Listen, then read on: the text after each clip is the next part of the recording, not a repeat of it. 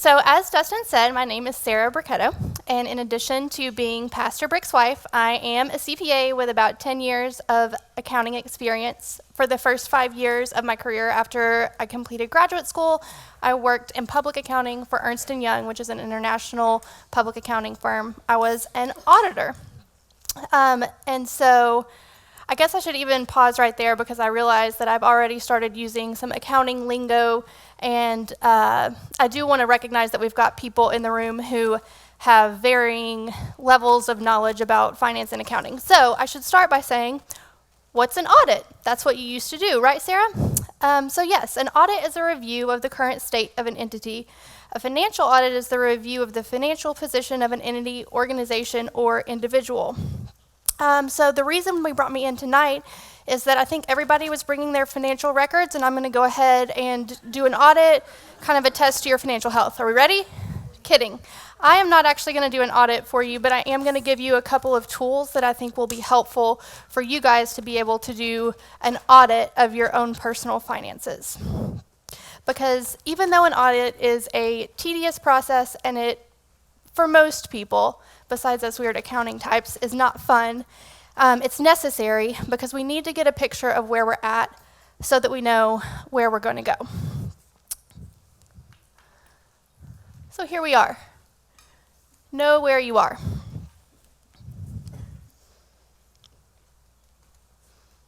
So the first of the two tools that I'm going to be walking you guys through tonight is a personal balance sheet. And that sounds pretty scary, but it's really not that bad. So a personal balance sheet lists your assets and your liabilities in order to calculate your net worth. So your net worth is a pretty good financial indicator of how healthy your finances are. So your assets are basically everything you own, and your liabilities are everything that you owe.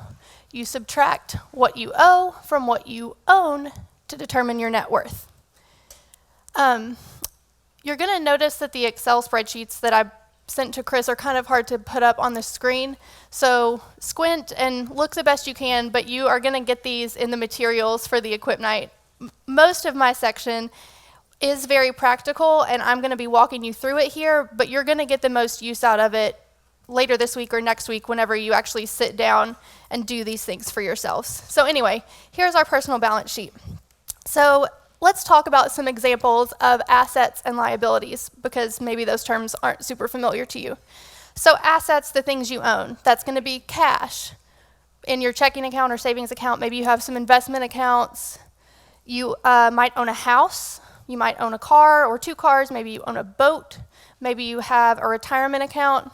Those types of things would all be listed in your assets. Your liabilities, things that you owe. If you have a house, most likely you have a mortgage. So it's going to be your mortgage, your taxes, your credit card debt, which hopefully you don't have, but maybe you do, and your student loan debt. So the spreadsheet, when you guys get it, if you get a chance to pull it open, well, if you just populate the cells, it does the math for you.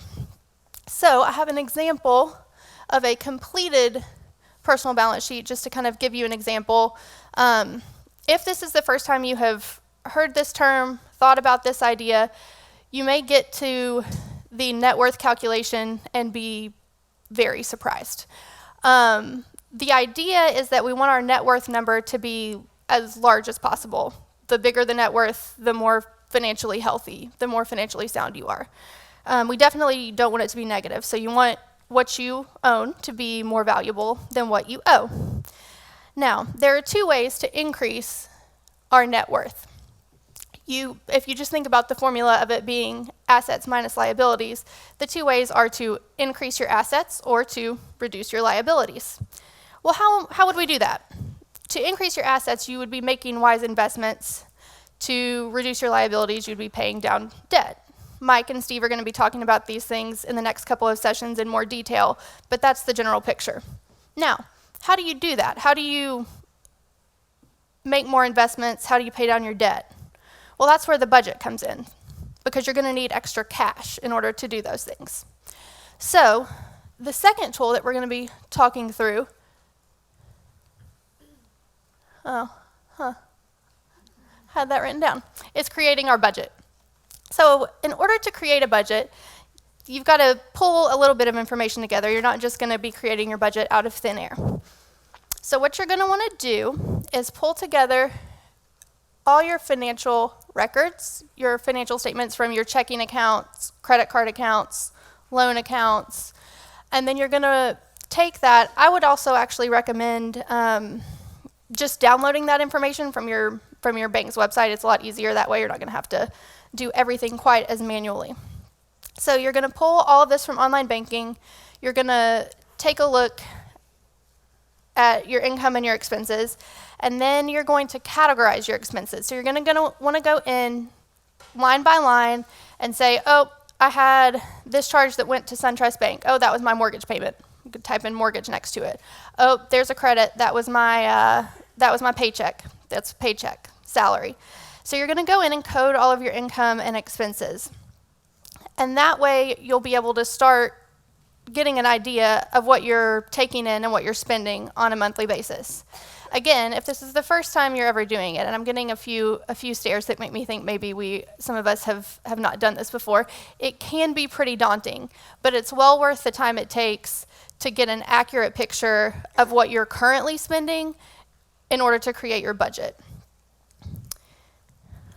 The idea is that you're going to want to then, you've listed all your income, you've listed all your expenses, you've categorized everything. The idea then is that you want to add up, so subtotal your income, subtotal your expenses. You want your budget to be kind of a net zero. With, if there's any difference, your income needs to exceed your expenses. So from a cash basis, you can't be spending more than you're bringing in every month. Your bank will only let you do that for so long.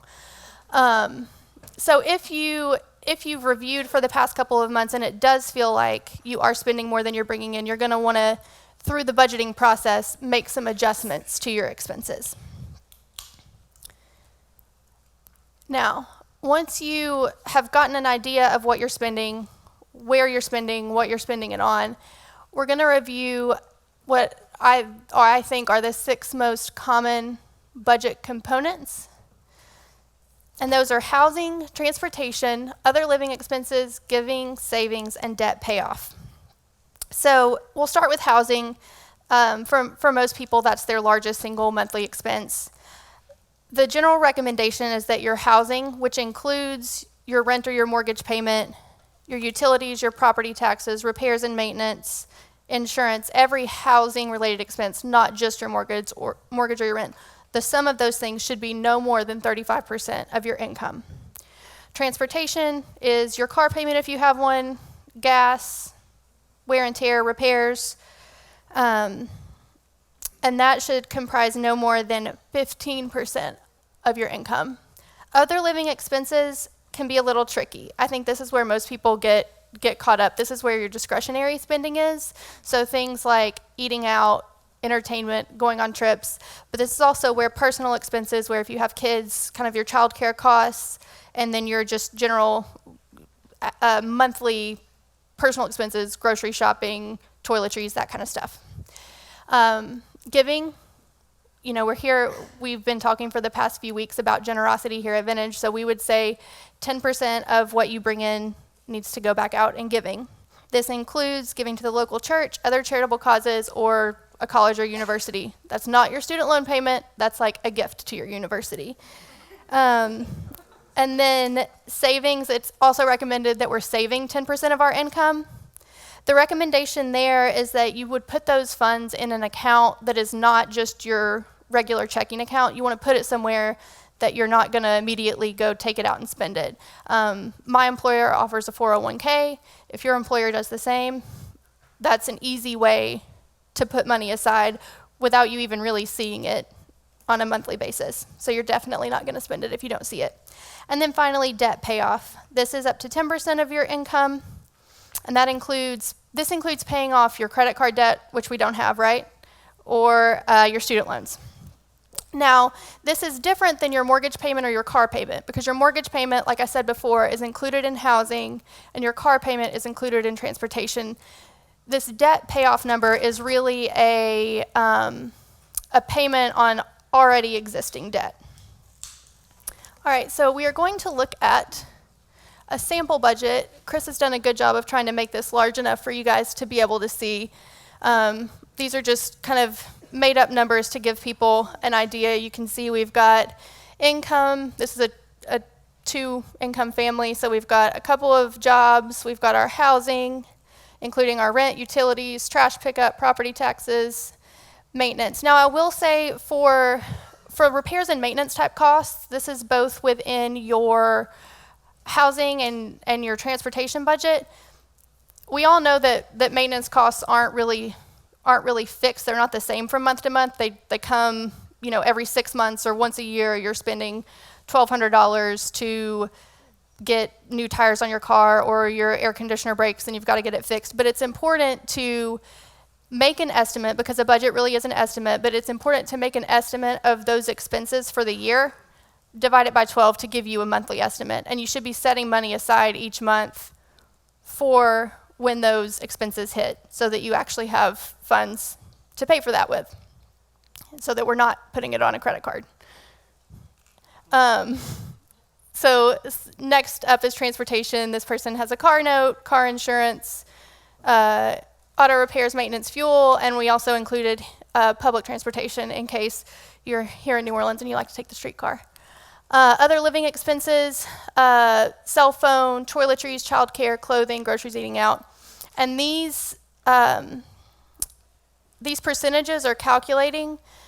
You'll see when you download the Excel formula, when you download the Excel spreadsheet, when you're going through this on your own later this week, that you can, once you fill in these cells, it automatically populates this cell, and then automatically will populate this cell, which is just taking the subtotal of each of the 6 components and dividing it by your total income. So then we've got savings. We're trying to save 10% each month. That includes a retirement account, life insurance, emergency fund, anything that you're doing to put money aside for later. Then we also have debt payoff and giving. So in this sample budget, when we look at, we have total income of $7,333 for the month, and total expenses of $6,533 for the month. That gives us a little cushion of $580. So this is just an example. Obviously, everybody's budget, income, and expense situation is a little bit different, but this is just one example of what it might look like. Okay. So we have now created our budget. Congratulations. The next step, because that's only a little bit helpful, because really what you're trying to do is you're trying to track your expenses against your budget. So the next idea is recording your actual expenses against the budget. Now, this may seem like a bit much, tracking expenses each night. Maybe it's every couple of days, but definitely once a week. You want to get a feel for how you're spending compared to what you thought you would be spending, because you don't want to get to the 3rd week of the month, especially in the 1st month, and have already spent your entire budget. So it's important to start tracking early and often. Another important note is to be sure that you're tracking spending from all sources. So you can't just pull your Capital One bank account, because that's where your cash comes in and your cash goes out. Especially if we are using credit cards, you want to be sure that you are pulling your credit card transaction detail as well, because those are real expenses. I think with credit cards, it's easy to think of the expenses as being out in the future as opposed to right now. But if we're trying to either pay down or not accumulate more credit card debt, you need to be tracking that spending in the present.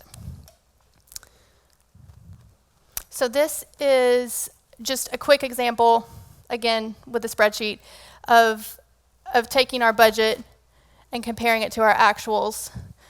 You would then subtract your budget and your actuals to get a variance, the difference between the two. So we can see here in our example person, our income is what we expected it was. We had spent a little bit less in housing and transportation, but we spent more in living expenses. And that's a pretty common occurrence that you're going to have. Because a budget is an estimate, your expenses aren't going to line up from month to month exactly with your spending. So it's important to be aware of that and know, okay, well, I did spend less than I budgeted in transportation this month, so I have, in this case, an extra $160 that I can spend on living expenses. Again, the idea is if you're underspending in one area, it's okay to overspend by the same amount in another, as long as you're not getting to the point where your expenses are larger than your income. I hope this is clear as mud. So once you've done this, we should be tracking our budget, comparing our budgets to actuals every month for a year. I think after about 6 months, you're going to have a pretty good idea of whether your budget is in line with what you're actually spending. So what you're going to want to do as a next step is evaluate your budget. This should be done every month. I think this should be done every month for the first 6 months at least, perhaps for the first year. In this process, you're going to want to identify, and you're going to easily be able to identify weaknesses in your budget, which are areas that you're spending that maybe you hadn't budgeted for, or that you had budgeted $3,000 for repairs at your house and it's December 26th and praise the Lord, nothing broke. That way you'll kind of know as you're going into another year. As I mentioned before, spending could go up. It'll vary from category or component one to another, but you'll need to make adjustments in another category in order to make up for that increase or decrease in spending. I think it's also important to note here, and I will note again later, that accountability is key in all of this. I know that money is one of those things that we don't like to talk about with other people. Maybe we don't even like to talk about it with our parents or our spouses. But I think without letting someone else in, it's going to be easy to stay in those bad habits that we might have created. So particularly if you're married, spouses talk regularly about your finances and what you're spending, especially if you have, Matt and I each have, he has a credit card, I have a credit card. He's always welcome to look at my credit card statement, always welcome to look at his, and know what we're spending on. So a few other budgeting tips. One of the key reasons most people create budgets in wanting to either save money for investing, for saving, or for paying down debt is for those reasons. They've got a goal in mind. So when you get into the mundane details of tracking your expenses every month, it's important to remember why you're doing it, because it will be easy to kind of give up. But if you're trying to get somewhere, then you've got to know where you're going. You've got to remember the goal to keep working forward. As I mentioned before, track all expenses. Also, remember to be flexible. Budget is an estimate, so there will be a month that you blow your budget in one category. It's important not to just beat yourself up and think you're a terrible person. Just do better the next month. I personally, through my review of our own personal finances, we have found that other living expenses category is an easy catch-all, and it's where a lot of extra expenses get caught that you don't think about. That's I didn't feel like cooking, so we got takeout again. Or I was tired and I wanted coffee in the afternoon, so I went to Starbucks. That's our friends are all going out, so I'm going to go too. And those expenses can add up. So if you're not tracking particularly a category like that is kind of a catch-all, then it's an easy area to overspend. There are a couple of apps or websites and tools that I have found that are pretty useful. A lot of the information I had from the budgeting components to some of the steps to creating your budget came from thebalance.com. It's a really reader-friendly, non-technical website resource that I think clearly explains how to make a budget, how to track a budget, and just has some other really neat tips. There's also an app that I would highly recommend that cuts down on some of the manual nature of what I've walked through with the Excel spreadsheets and such, because everyone may not be quite so keen on Microsoft Excel. It's mint.com. They have a website, they have an app. You can go in, you can link all of your financial institution information, your checking account, your savings account, your credit cards, your mortgage, your student loans. You can link all of that together. Mint then helps you create a budget, but the same idea, you have these budget components. You are setting up a kind of a baseline for what you think you should be spending in those areas. And then because your bank accounts and your other financial accounts are all linked, it automatically populates. The caveat is, so that seems like kind of idiot-proof and very user-friendly. The caveat is you do want to make sure that you're going in regularly and reviewing the coding that Mint is doing, because it may not know if you went to Target, did you buy, I don't know, what do you buy at Target? Everything. A lamp, or did you buy some shampoo? Because those things would probably be treated kind of differently in your budget. So those are two really useful resources I have found and I would recommend. Now, we have talked a lot about money, and we have, and we're going to continue talking a lot about money, but there is another asset that we have all been gifted with, and that is time. We need to know how to steward our time well for the good of others and for the glory of God. And I think that it's something that we can easily, time is more easily wasted than money.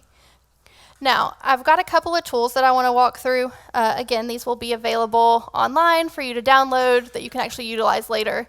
But it's a similar idea as looking at a personal balance sheet and doing a financial budget. The first thing I have up here is a weekly schedule. And instead of this being, so this is just an example, it's Monday to Sunday, 6 a.m. to 6 a.m., all 24 hours in a day, all 7 days a week. Instead of filling this out as you would like to spend your time, look back to last week and list out how did you spend your week. That is a better indicator of what you're doing than what you would like to be doing.